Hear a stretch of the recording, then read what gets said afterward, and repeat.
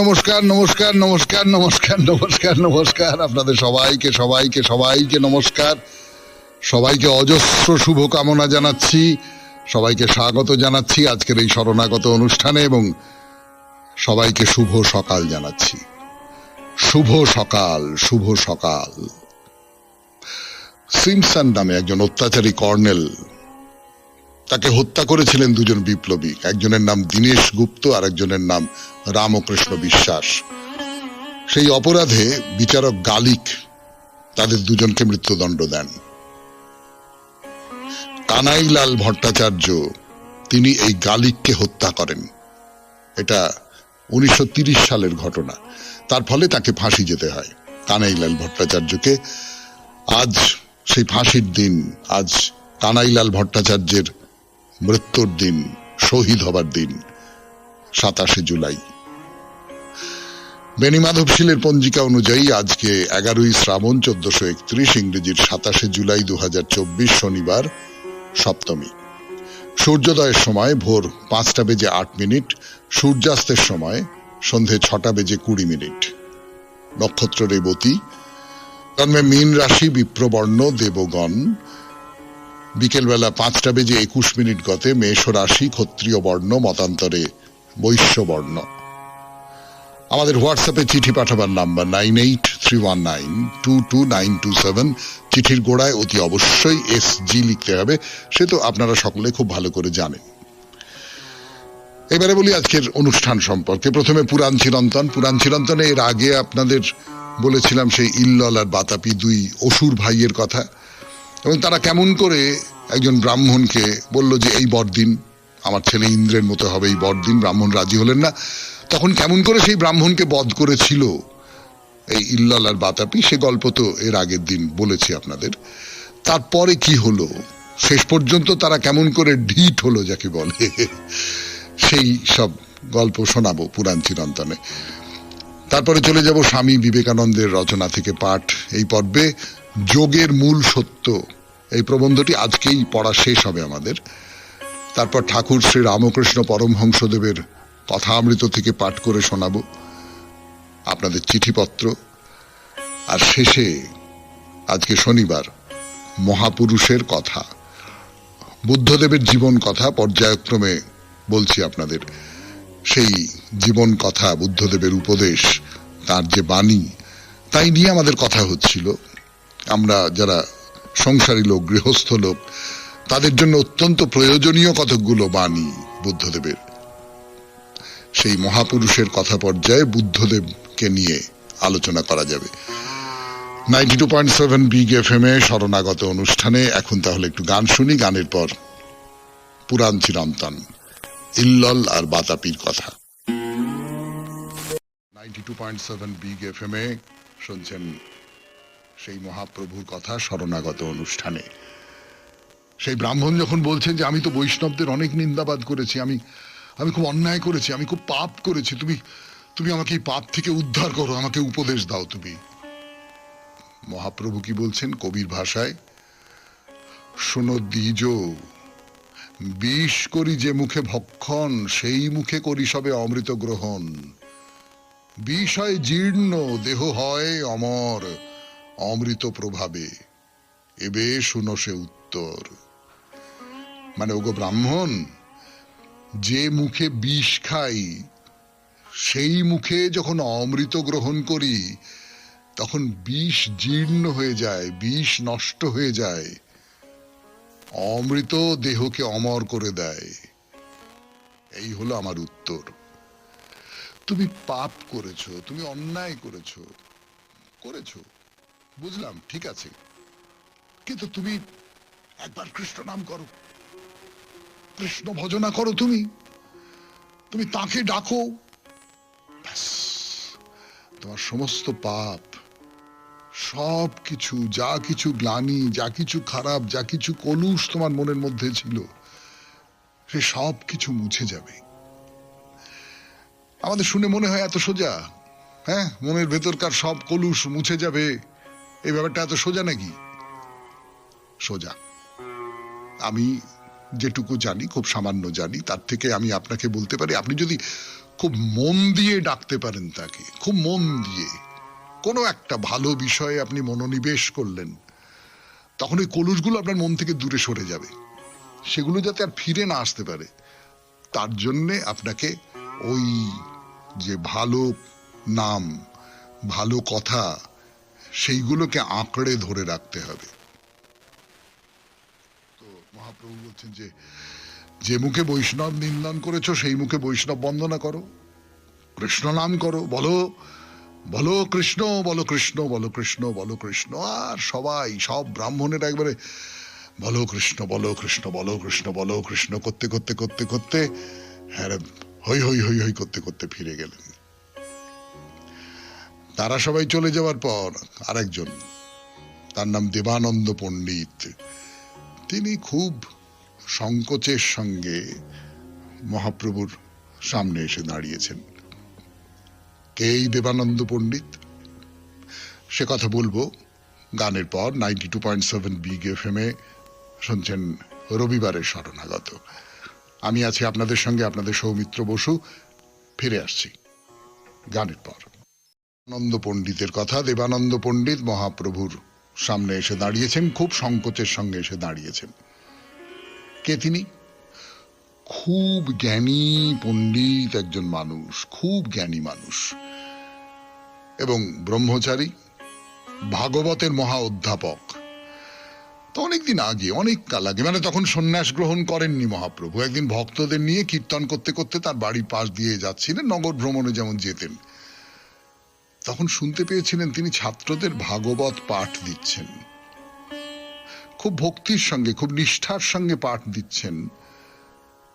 কিন্তু মহাপ্রভু তার পাঠ দান শুনে যখন, মানে তার ব্যাখ্যা এই দেবানন্দের মুখে শুনলেন, তার মনে হলো যে এই ব্যাখ্যার মধ্যে ভক্তিযোগের মহিমার কথা কিছু বলা নেই, এবং সেটা মহাপ্রভুর ভালো লাগেনি।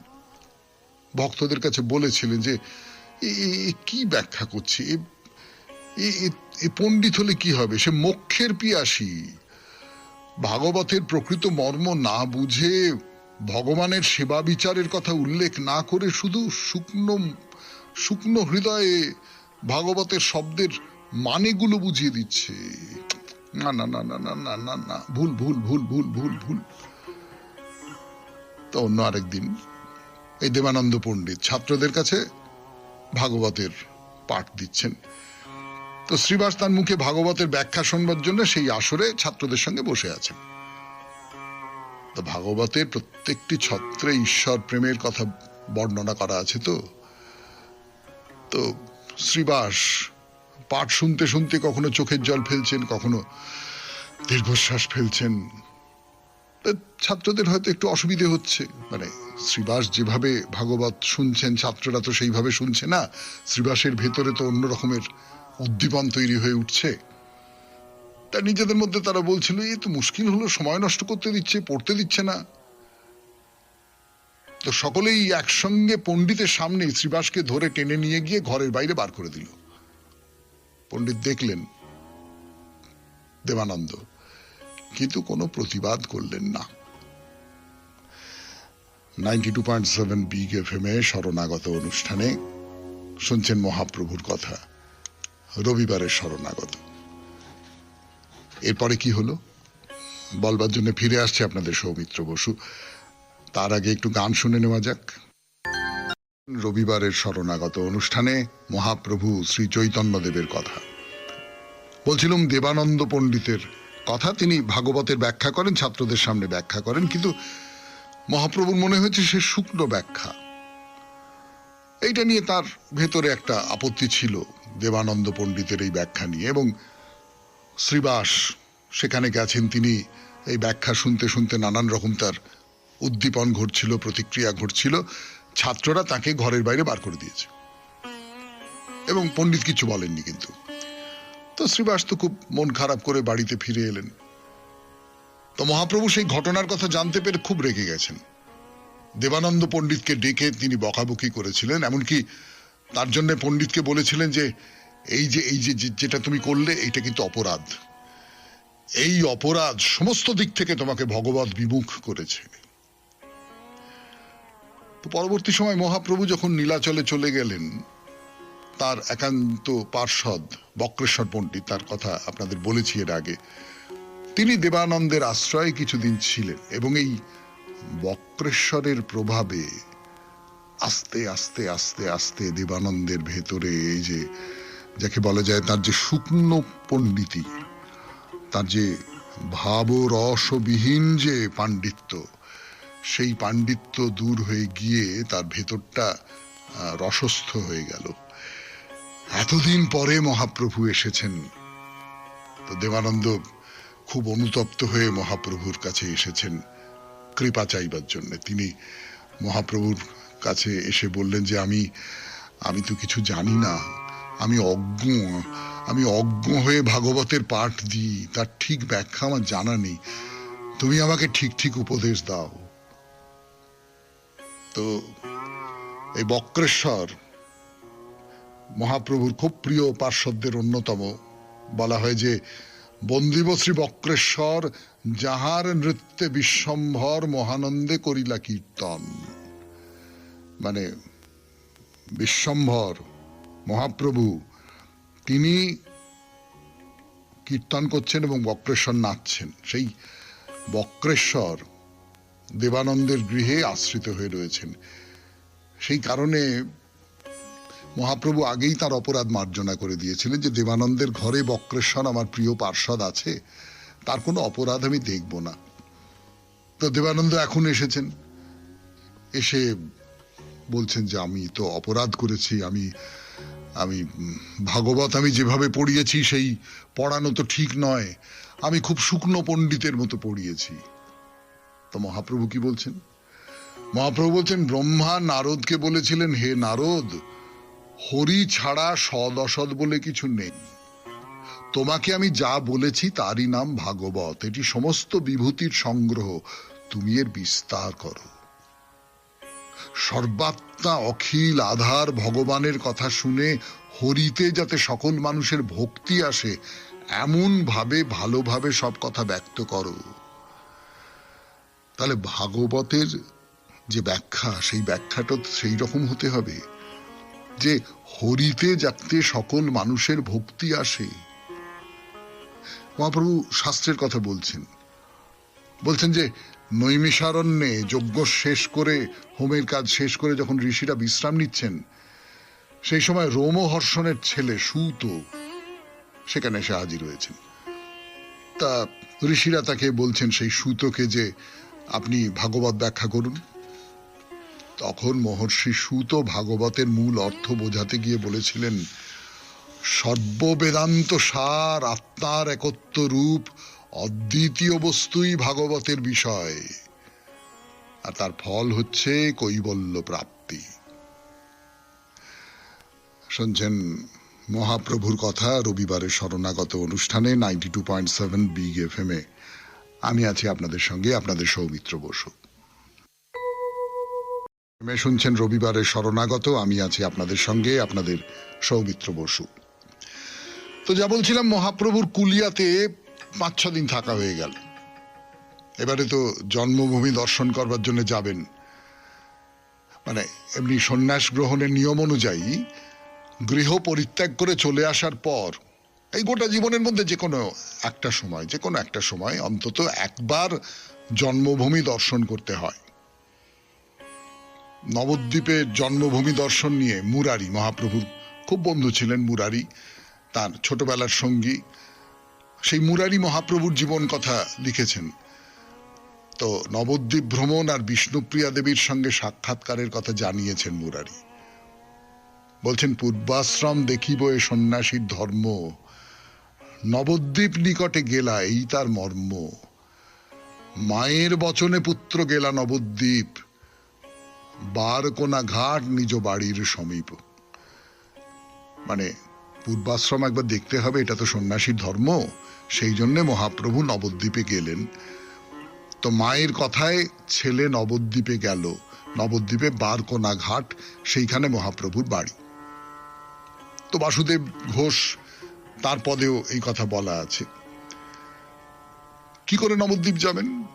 কুলিয়ার উত্তরে হচ্ছে পাড়পুর, সেই পাড়পুরের খাত পেরিয়ে নবদ্বীপে যেতে হবে।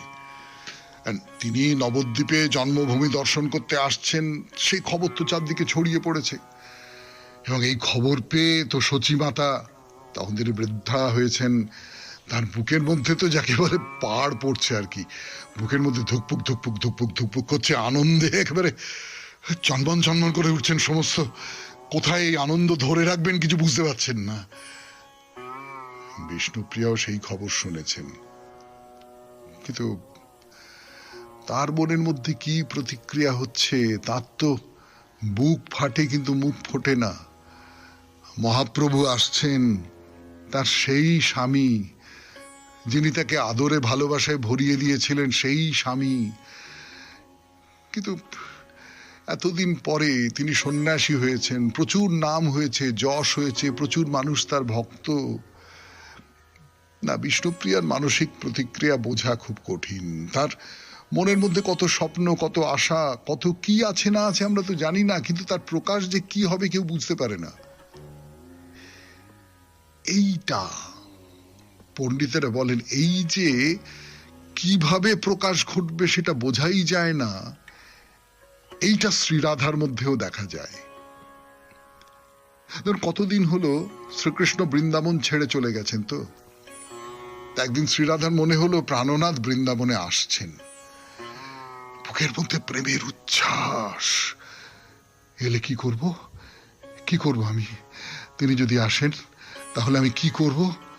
তা ললিতাকে ডেকে বলছেন, ললিতা, মাধব বৃন্দাবনে আসছেন, সে এলে আমি কি করব বলতো? जब हरि आओ वो गोकुलपुर, ঘরে ঘরে বাজাও যায় তুর। যখন তিনি সামনে এসে দাঁড়াবেন, অঙ্গনে আওবো যাবে বসিয়া, পাল্টি চালাবো হাম ইসাত হাসিয়া। অন্যদিকে চলে যাব, অল্প একটু হেসে অন্যদিকে চলে যাব। আর বাসু ঘোষ কি বলছেন? বাসু ঘোষ বলছেন, এতদিনে সদয় হইল মোর বিধি, আসি মিলাওলো গোরা গুণনিধি। এতদিনে মিটিল দারুণ দুঃখ, নয়ন সফল ভেল দেখি চাঁদ মুখ। রাধার কথা। বিষ্ণুপ্রিয়ার ভাগ্যে তা হয়নি। গানের পর ফিরে আসছি 92.7 বিগ এফএম এ শরণাগত অনুষ্ঠানে। আমি আছি আপনাদের সঙ্গে, আপনাদের সৌমিত্র বসু। কি পাবেন বিষ্ণুপ্রিয়া? মহাপ্রভু যে তার জন্মভূমি দর্শন করতে আসছেন, বিষ্ণুপ্রিয়া 92.7 বিগ এফএম এ শুনছেন রবিবারের শরণাগত। না, বিষ্ণুপ্রিয়ার আশা পূরণ হয়নি, না হবারই কথা। শ্রীকৃষ্ণ বৃন্দাবনে এসেছিলেন শ্রীরাধার প্রেম আস্বাদন করতে, আর গৌরচন্দ্র আসছেন সন্ন্যাসীর প্রথা মানবার জন্যে, জগতের কালিমা মার্জনা করতে, চোখের জলে ভেসে যেতে। বিষ্ণুপ্রিয়া চোখের জলে ভেসে যাবেন। সৌভাগ্যের অংশীদার হবার অধিকার তার নেই। তাই সন্ন্যাসের পর শান্তিপুরে থাকলেও বিষ্ণুপ্রিয়া এক মুহূর্তের জন্য তার স্বামীকে চোখের দেখা দেখতে পাননি। আবার এখন কুলিয়াতে রয়েছেন। সমস্ত নদীয়াবাসী তাকে চোখে দেখে নিজেদের দু চোখ সার্থক করেছে, তার আশীর্বাদ পেয়েছে। আর তিনি মায়ের সঙ্গে নদীর এপারে থেকে যখন তাকে দেখছিলেন, কি হয়েছিল? জয়ানন্দ তার গ্রন্থে লিখছেন, আই ঠাকুরানী মূর্ছা গেল বিষ্ণুপ্রিয়া, চৈতন্য দেখিয়া কাঁদে সকল নদিয়া। মায়েরে দেখিয়া প্রভু হইল নমস্কার, বধূ লইয়া ঘরে যাও, না হইও গঙ্গা পার। না, তুমি গঙ্গা পার হতে পারবে না, তুমি ওইখানেই থাকো, নবদ্বীপেই থাকো, ওইখান থেকে দেখো আমাকে। গঙ্গা পার হয়ে এখানে তুমি আসবে না। আর বিষ্ণুপ্রিয়া মূর্ছিত হয়ে পড়লেন। কোন আশায় বিষ্ণুপ্রিয়া আজকে যখন মহাপ্রভু এখানে এসেছেন, তখন মহাপ্রভু কোন আশায় বিষ্ণুপ্রিয়া স্বপ্ন সাধনের কথা বিবেচনা করবেন তো ভাবতেই পারেন না। তো মহাপ্রভু আসছেন, তার বাড়ির কাছে বারকোনা ঘাটে নামলেন, পাশেই শুক্লাম্বর চক্রবর্তীর আশ্রম, সেখানে গিয়ে উঠলেন। মা তার আগমনের খবর শুনেই পুত্রমুখ দর্শনের জন্য ব্যাকুল আগ্রহে ছুটে আসছেন। তার মুখে কেবল একটাই কথা, কোথা মোর বাপ নিমাই, কোথা মোর বাপ নিমাই, নিমাই কোথায় গেলি তুই, কোথায় তোকে দেখবো নিমাই। 70 বছর বয়স তখন সচিমার, চোখে ভালো দেখতে পান না, একেবারে নুব্জ হয়ে গেছেন। নিমাই নিমাই বলতে বলতে এগিয়ে আসছেন। নিমাই উঠে গিয়ে শিশুর মতো তার গলা জড়িয়ে ধরেছেন। মাও নিমাইয়ের গলা ধরে কাঁদছেন আর বলছেন, বাবলি ভাই, বাবলি ভাই, নিমাই রে, তুই ঘরে ফিরে আয়, তুই ঘরে ফিরে আয় রে নিমাই, তুই ঘরে ফিরে আয়, সন্ন্যাসে আর দরকার নেই রে নিমাই, তুই ঘরে ফিরে আয়। আর নিমাই মুখে মৃদু মৃদু হাসি, তিনি বলছেন, মা, তুমিই তো আমাকে সন্ন্যাস নেবার আদেশ দিয়েছ, আজকে কাঁদছো কেন? পুত্র বলি মিছা মায়া না ঘুচিল তোর, ওই ছন দুরন্ত মায়া এ সংসার ঘোর। আমি যে পুত্র, এটা তো মায়া, এই মায়াই তো সংসারে আমাদের আটকে রাখে। শুনছেন শরণাগত, রবিবারের শরণাগত 92.7 বিগ FM এ শ্রী চৈতন্যদেবের কথা আরো বলবার জন্য ফিরে আসছি। একটু গান শুনে নি। 7 বিগ FM এ শরণাগত অনুষ্ঠানে মহাপ্রভু নবদ্বীপে ফিরে এসেছেন, এবং আপনারা বুঝতেই পারছেন যে নবদ্বীপে ফিরে এলে কি হয়। তার মা, তার স্ত্রী, যাদের পরিত্যাগ করে তিনি চলে গিয়েছিলেন সন্ন্যাস নিয়ে, তাদের মনের মধ্যে কি অবস্থা হয়, সচিমাতার কি অবস্থা হয়। তা মহাপ্রভু এসেছেন, সেই রাতটা তিনি শুক্লাম্বরের আশ্রমেই থাকলেন। পরদিন ভোরবেলা উঠে গঙ্গা স্নান করে জন্মভিটে দর্শন করতে বেরিয়েছেন। তা শহরের উত্তরে ব্রাহ্মণপল্লী, তারও উত্তরে গঙ্গার তীরে তার জন্মভিটা বৈদিক পল্লী। মহাপ্রভু যাচ্ছেন, অসংখ্য ভক্ত পরিজন স্বজন সব তাকে ঘিরে নিয়ে যাচ্ছে। সকলেই মহাপ্রভুকে বলছেন যে, আমাকে কিছু উপদেশ দিন, আমি আপনার সঙ্গে একটু কথা বলতে চাই, জীবনের কর্তব্য কি, জীবনের কর্ম কি, সে সমস্ত কিছু বলুন বলুন। আবার অনেকে তার কাছাকাছি আসতে ভরসা পাচ্ছে না, কি বলবো বুঝতে পারছি না। এই করতে করতে করতে করতে মহাপ্রভু তার ঘরের সামনে এসে দাঁড়িয়েছেন, তাকিয়ে রয়েছেন। তার জন্মক্ষেত্র, কত কথা মনে পড়ে যাচ্ছে, কত কত কথা, ছোটবেলার কত কথা, সদ্য যৌবনের কত কথা। কিন্তু না না, মনের মধ্যে যা কিছু ঘটছে মুখে তার কোনো প্রকাশ নেই। শুধু এক দৃষ্টে সমস্ত বাড়িটা, সমস্ত গৃহটা ভালো করে দেখছেন। কোথাও কোনো চাঞ্চল্য নেই, কিন্তু একটা আনন্দ আছে, আনন্দ, স্মৃতির জলে অবগাহনের আনন্দ। বিষ্ণুপ্রিয়া, বিষ্ণুপ্রিয়া পথের ধারে ঘরের মধ্যে বসে রয়েছেন। জানলার আড়াল থেকে তিনি চৈতন্যদেবকে দেখছেন। দেখছেন মানে প্রায় তার রূপসুধা পান করছেন বললেই ঠিক ঠিক বলা হয়। তিনি তো সামনে যেতে পারবেন না, তিনি স্ত্রী, তিনি সামনে যেতে পারবেন না। তার সামনে অনেক বাধা, অনেক নিয়ম আছে, অনেক বিধি আছে। একজন অসূর্যবর্ষা গৃহবধূর মতো বিষ্ণুপ্রিয়া জনতার মাঝখানে গিয়ে দাঁড়াবেন, সেই রকম মনের শক্তি তো তার নেই। কেন যাব, কি করে যাব? বারবার তিনি আমাকে প্রত্যাখ্যান করেছেন, বারবার ফিরিয়ে দিয়েছেন, বারবার আঘাত করেছেন তিনি আরো বড় জায়গায় যাবার জন্য। আমি কেমন করে তার কাছে যাব? কিন্তু ভিটে এসেছেন, আমাদের ভিটে, যেখানে তিনি আমাকে নিয়ে প্রবেশ করেছিলেন নতুন বধূকে নিয়ে। একবার যাবো না, একবার যাবো না, আমার নিজের মনের কথা একটু জানাবো না? খুব সংকোচ হচ্ছে। কিন্তু কিসের সংকোচ? আমার তো সবকিছু চলে গেছে, সবকিছু চলে গেছে আমার, আমি তো নিঃস্ব। ঘর থেকে বেরিয়ে এসে দরজার বাইরে রাজপথে মহাপ্রভুর সামনে এসে দাঁড়ালেন বিশ্বপ্রিয়া। শুনছেন মহাপ্রভুর কথা 92.7 বিগ FM এ রবিবারের শরণাগত অনুষ্ঠানে। ফিরে আসছি গানের পর। বিষ্ণুপ্রিয়া ঘোমটায় মুখ ঢাকা, রোগা হয়ে গেছে, সেই রূপ আর নেই। সমস্তটা মহাপ্রভু হরণ করে নিয়ে চলে গেছেন। চারদিকে তাকিয়ে অজস্র মানুষকে দেখছেন, তাদের মধ্যে ওই তো মহাপ্রভু। আর মহাপ্রভু দেখছেন যে একটা খুব ক্ষীণ কায়া একটি নারী, ঘোমটায় মুখ ঢাকা, তাকে প্রণাম করছে। তো একটু পাশে সরে গিয়ে তিনি জিজ্ঞেস করলেন, তুমি কে, কি তোমার পরিচয়? সমস্ত জনতা একেবারে স্তব্ধ হয়ে তাকিয়ে রয়েছে। মহাপ্রভু না চিনতে পারেন, তারা তো চিনতে পেরেছে, বিষ্ণুপ্রিয়া। না, বিষ্ণুপ্রিয়াকে চিনতে পারা মহাপ্রভুর পক্ষে সম্ভব ছিল না। সৌন্দর্যে ভরা পূর্ণিমার শশী ছিলেন বিষ্ণুপ্রিয়া, আজকে শুক্লা চতুর্দশীর মতো ক্ষীণ কলেবর হয়ে গেছেন। বিষ্ণুপ্রিয়া বললেন, আমি তোমার দাসীর দাসী।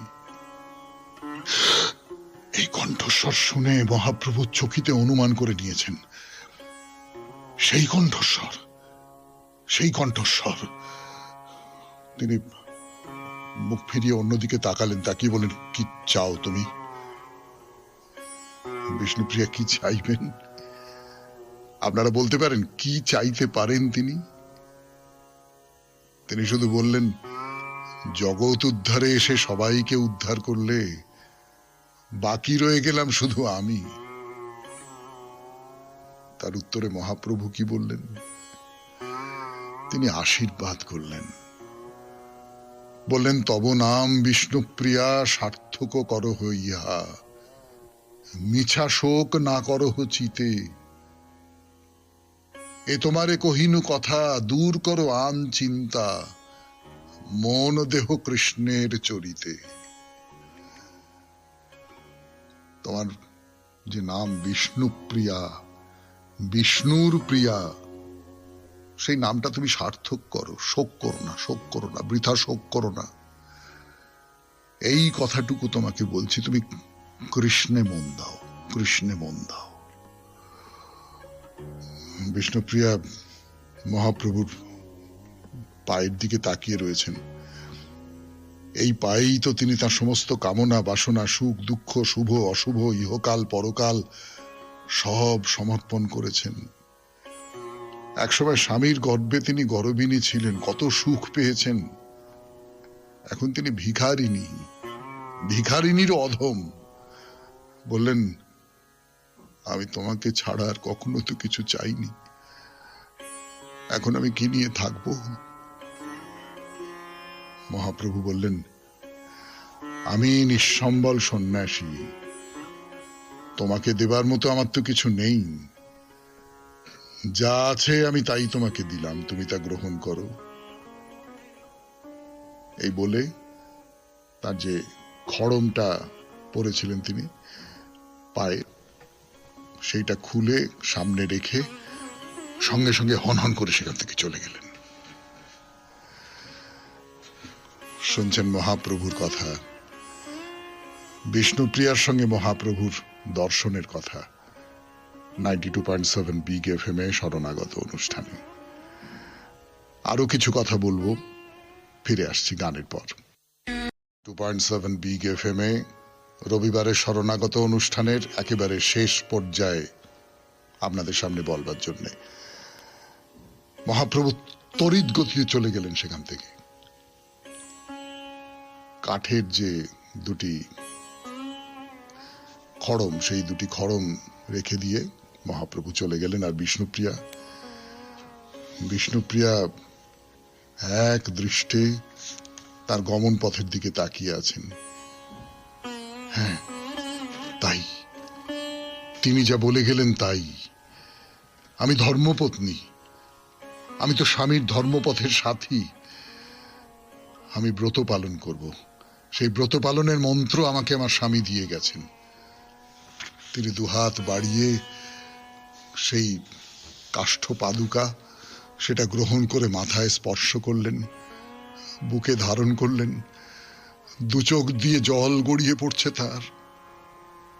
এই এই আমার ব্রত, এই আমার ব্রত। ফিরে গেলেন। ঘরে ফিরে এসে তার সেই যে পাদুকা যুগল সে দুটো মন্দিরে নিয়ে এসে বেদির ওপর স্থাপন করলেন। শুরু হলো বিষ্ণুপ্রিয়ার জীবনের পরবর্তী অধ্যায়। সে অধ্যায় সন্ন্যাসিনীর জীবনের অধ্যায়। সমস্ত ভোগের পথ ছেড়ে দিয়েছিলেন অনেক আগেই, এবার কঠোর বৈরাগ্যের পথে জীবনের চলা শুরু করলেন। মাটিতে শুয়ে থাকেন, বিরহের তীব্রতায় তার ঘুম আসে না। মা তো এখনো বেঁচে আছেন, কিন্তু এই যে গার্হস্থ্য জীবন এটা ছেড়ে আস্তে আস্তে আস্তে আস্তে সরে আসবার চেষ্টা করছেন। সমস্ত আভরণ বিসর্জন দিলেন, সন্ন্যাসিনীর মতন করে থাকেন। তাহার প্রতি, মহাপ্রভুর প্রতি অচলা মন, মায়ের সেবা পরিচর্যা, গৃহদেবতা রঘুনাথের সেবা, আর ওই যে খড়ম, সেই দুটোকে বেদিতে রেখে তার সাধনা। এই সাধনায় তার সমস্ত জীবন কেটে গেল।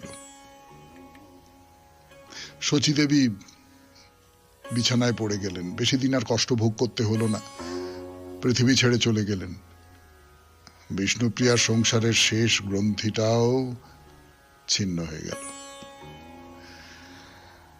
আজকে এই পর্যন্তই থাক। রবিবারের শরণাগত 92.7 বিগ FM এ শেষ করছি আজকে শরণাগত। আবার পরের রবিবার। সবাই খুব ভালো থাকবেন, আনন্দে থাকবেন। নমস্কার। নমস্কার।